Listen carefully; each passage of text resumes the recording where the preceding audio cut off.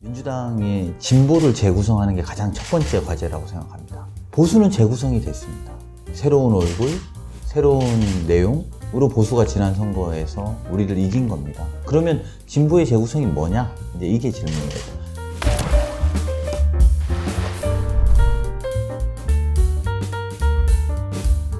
국민들은 계속 묻고 있습니다.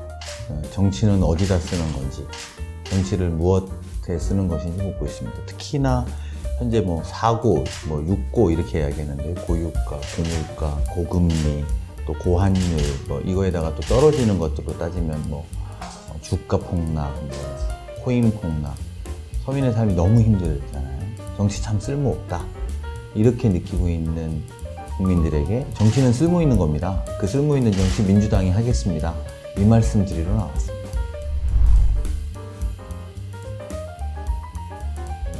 첫 번째는 결국은 지금 민주당이 요구되고 있는 미래와 혁신. 두 번째는 그럼 170석을 운영할 수 있는 능력, 정무적인 감각, 그리고 전략적 판단이 가능해야 된다. 세 번째는 어쨌든 우리 당을 바라보는 많은 지지자들의 걱정은 계파 간의 갈등을 좀 그만 좀 해라는 겁니다. 계파 간의 갈등을 통합과 신뢰로 이끌어낼 수 있는 것.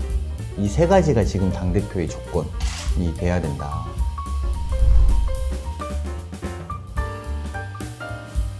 민주당의 진보를 재구성하는 게 가장 첫 번째 과제라고 생각합니다. 보수는 재구성이 됐습니다.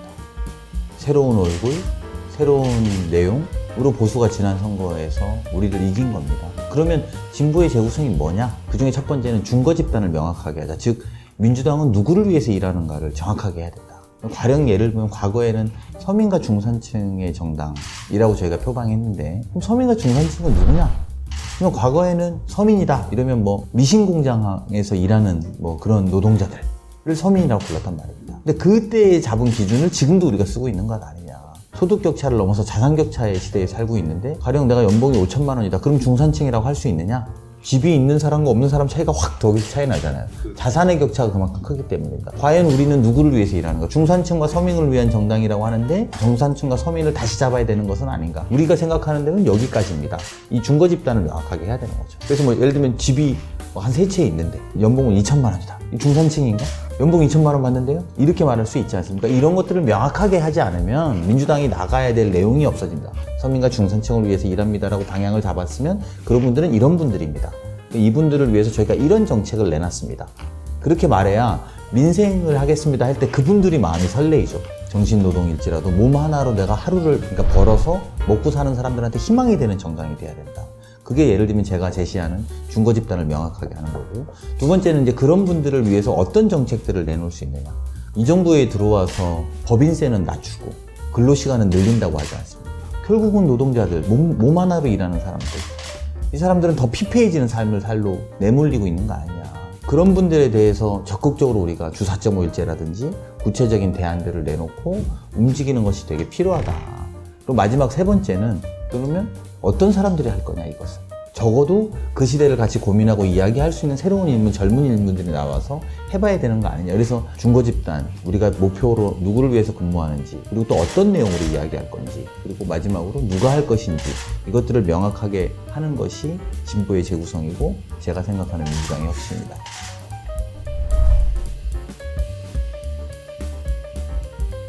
그래서 개파색이 옅은 후보가 돼야죠. 서로 다 끌어내야 되니까.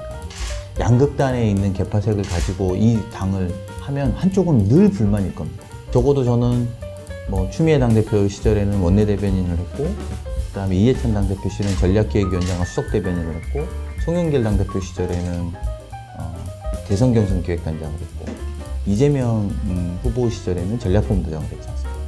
모든 분과 이야기를 할 수 있고 모든 분과 함께 할 수 있는 사람이 지금 오히려 당대표의 적임자 이렇게 생각합니다.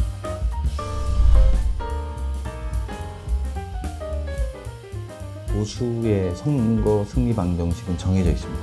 남북을 분열시켜서 집권을 하고 동서를 갈라서 집권하고 이번에는 남녀를 갈라서 집권했습니다. 우리의 성공 방정식은 결국 통합에 있습니다. 남과 북을 함께 할 수 있게 하고 동과 서를 함께 할 수 있게 하고 남녀를 함께 할 수 있어야 저희가 이긴다고 보고요. 그런 것들에 대해서 기민하게 대응하지 못한 점들이 우리가 반성해야 되는 지점이라고 생각합니다. 통합은 개파와 개파를 통합하는 것도 있지만 새로운 사람들을 들이는 겁니다. 통합형 인사를 쓰고 개방형 인사를 하는 겁니다. 사람부터 개방해야 됩니다. 우리 당도 과감하게. 민간 중에서 정말 뛰어나신 분들 모셔갖고 그런 분들을 그 자리에 앉히고 우리가 일사불란하게 움직이고 또 거기에 경쟁하는 배틀도 하고 정무 능력이나 운영 능력의 측면에서도 이제 앞으로는 내 식구 감싸기 이런 거를 좀 이제 멈춰야죠. 일관성이 있고 예측 가능한 운영. 그리고 마지막으로 말씀드린 진보의 재구성. 이게 이제 미래와 혁신에 대한 이야기입니다. 도대체 정치는 어디에다 물어봐야 됩니까? 대통령한테 물었더니 대통령은 뾰족한 대책은 없다고 답변합니다. 국민들은 경제적으로 어렵고 먹고 살기 어렵고 민생이 물가는 오르고 너무나 힘듭니다. 어디서 의지해야 됩니까? 민주당이 그 대안을 찾기 위해서 나설 겁니다. 쓸모있는 정치로 화답하겠습니다. 지금까지 저희의 과오들 또 부끄러움으로 명확하게 반성하면서 동시에 우리가 나아가야 될 방향들 그냥 국민의힘이 잘못하니까 민주당 찍어주십시오. 이 시대로는 우리가 더 극복되지 않습니다. 쓸모있는 정치로 민주당은 쓸 데가 있네. 저런 쓸모있는 사람들이 앞으로 역할을 더 해야지 라고 국민들이 신뢰할 수 있도록 노력하는 당대표가 되겠습니다. 영상 보시는 분들 많이 응원해 주십시오. 감사합니다.